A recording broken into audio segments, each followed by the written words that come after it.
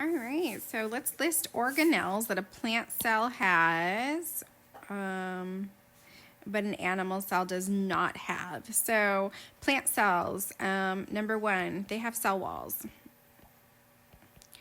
Cell walls give those plant cells that kind of boxy structure. Animal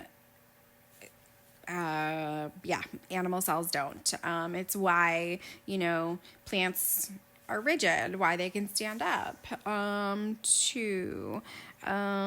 What else does it have? This very large central vacuole right here.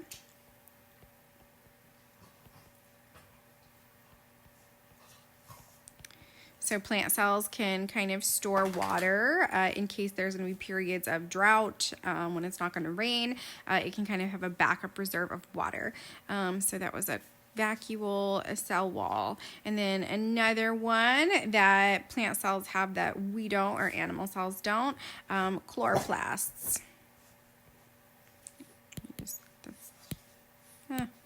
Can't spell today. Chloroplast. Oh, my dog is barking in the background. Can you hear her? She's mad I'm not playing fetch with her. Chloroplasts.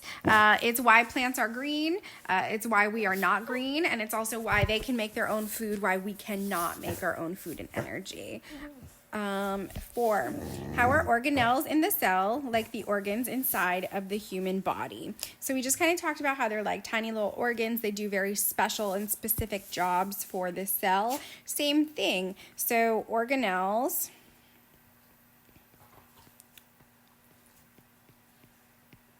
do jobs for the cell like organs do jobs for our bodies.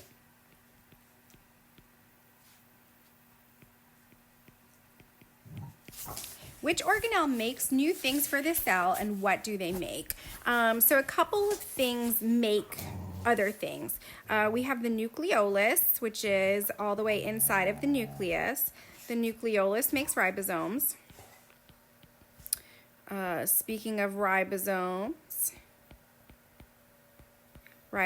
make proteins. And then we have the endoplasmic reticulum.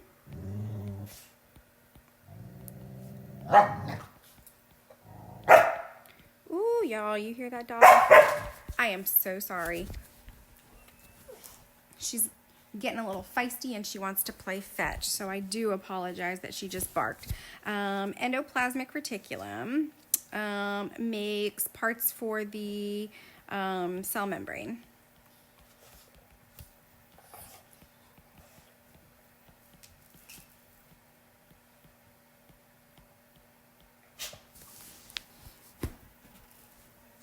All right, so number 1, some students used information they gathered from a lab investigation to prepare a table. They entered the table into their lab notebook. So looking at cell 1, these are the characteristics of cell 1, and then these are the characteristics of cell 2. So which of these correctly identifies the 2 cells described in the table? Ooh, good. All right, so let's take a look here. Does not have a nucleus, okay, and does not have membrane-bound organelles. So this one over here has a nucleus and has membrane-bound organelles. So that's going to kind of be our clue, okay? And we said if there's no nucleus, then it is pro. So if you're pro, then you have no nucleus. And if you're U, then you do. So eukaryotes do. So that's going to lead me to my answer for number 1, B. Cell 1 is prokaryotic and cell 2 is eukaryotic. Number 2, using a light microscope, a student identified the following characteristics of 4 organisms found in pond water. Organism number 1, single-celled nucleus, large vacuoles. 2, single-celled, no nucleus in a cell wall. 3, single-celled, no nucleus. 4, single-celled nucleus. Based on the observation of the student, which organism most likely belongs to the group for bacteria? So what do we know about bacteria?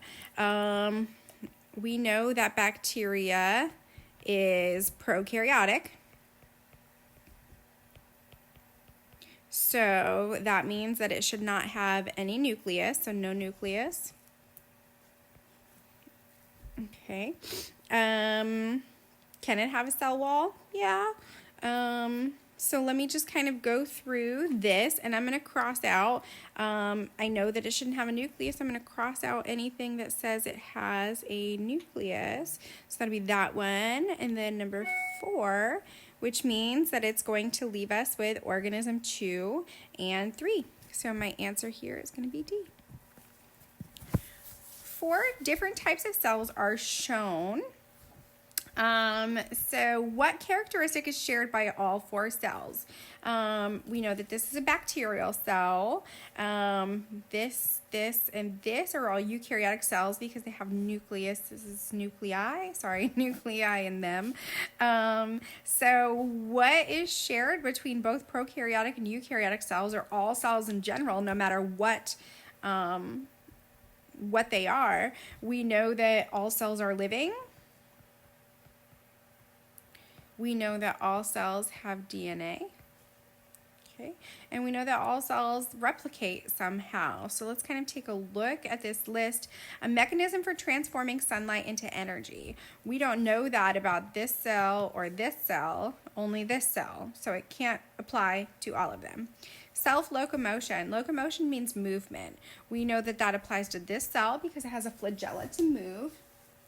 Okay, but we don't know that about the other cells on here. Membrane-bound organelles that transport substances. That wouldn't apply to the bacteria because bacteria does not have membrane-bound organelles. So D, genetic material composed of DNA. And that's going to be our answer there. Which group of organelles are directly responsible for the production of new molecules? So that breaks down to say which organelles make other things for the cell. So we have A, ribosomes, endoplasmic reticulum, and Golgi apparatus. B, Golgi apparatus, lysosome, and plasma membrane. C, endoplasmic reticulum, plastids, and vacuoles. And D, the nucleolus, the vacuoles, and the ribosomes. Well, I'm automatically going to cross off C because I never taught you the word plastid, so we can go ahead and get rid of that one. And then we're going to kind of go, we know that the nucleolus makes stuff for the cell in D.